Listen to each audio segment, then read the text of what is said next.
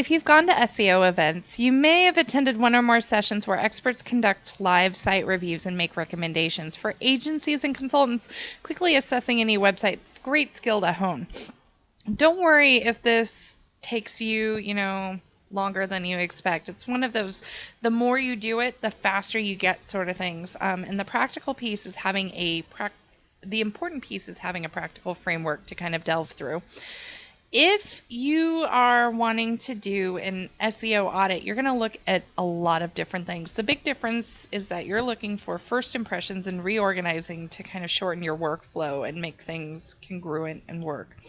To begin your audit, you're going to need 3 pieces of information. You're going to need your domain, you're going to need your brand name, and you're also going to need the location if local search is important. Now here we're going to be using paypal.com to do this audit, so local search is not going to be important for the sake of this particular exercise. Also, I will be assuming that for the sake of this exercise, you do not have access to Webmaster Tools or Google Analytics. So let's get started. All you need to do here is to go over and go to www.semrush.com. That's semrush.com. Go ahead and search for the root domain. We're going to be doing paypal.com here. And so you do not need an account or login for this. You'll be presented with a graph of organic and PPC traffic. You'll get the top 5 keywords and the top 5 competitors as well with this information.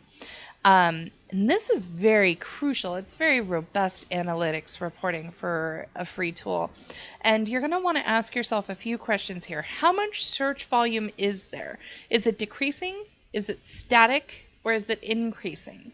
And what are the top organic keywords in their positions?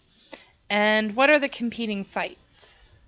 Shows organic and the ad sites. Does it seem accurate to you? Go ahead and click on the competition graph to see a visual graph comparing the domain that you're auditing with your competitors. Is your domain higher than the others? Is it in the middle? Or is it lower than the others? This is a really good way to look at side-by-side competitive analysis to get an idea of where you stand in the competition and in the marketplace. So go ahead and scroll down here. We're going to just go ahead and look at the competition ads here in just a second. And you'll see it shows you your competitors and where you're standing against them and kind of like what you're looking at when you look at your competitors. After you get a good glance at these, go ahead and let's check out how you appear in the search engine ranking pages.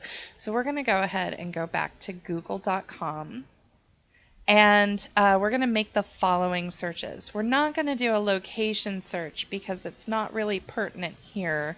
PayPal's big enough and it's internationally recognized. So we're going to go to PayPal and just get a general idea of the brand name. Does the domain appear? Here's the questions you want to ask yourself. Is it in the first position? Are there site links? If so, are they suitable selections? How good are the titles and descriptions that appear? And if you note, PayPal's pretty poor at their SEO optimization. There's keywords, but the meta description and the titles are kind of a mess, and it's not best standard practices, which we covered earlier on in the unit. Is there a business or a knowledge graph listing in the sidebar? That's what you see on the right-hand side. How accurate is the information? It's right over here. What seems to be missing? And finally, does there seem to be any listings that are hurting the brand's reputation? Let's scroll down. There's some news. There's one that we covered earlier, the negative media about a bug that expressed a vulnerability to all PayPal users. So that would be considered negative, but the rest are pretty good. So what we're going to do now is we're going to go over to the Google search bar. We're going to do site.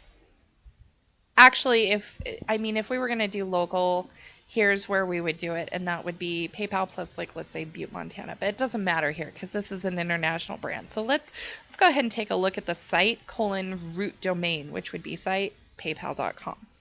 So let's go from here. How many pages appear in the index? Is it plausible? Is it high? Is it low? And this is a bigger site, so that is a completely plausible number. Are the titles well written and contain keywords? Well, they contain keywords, but they're poorly written and they're duplicated across the site. So we know from experience that that is bad SEO, and we know that we should probably optimize those titles more efficiently. Do you see a lot of keyword duplication? Yes, you do on PayPal. They reuse keywords like crazy. And are the descriptions meaningful and attractive? Do they make you want to click them? Well, everybody knows PayPal, so we kind of have to deal with that monster anyway.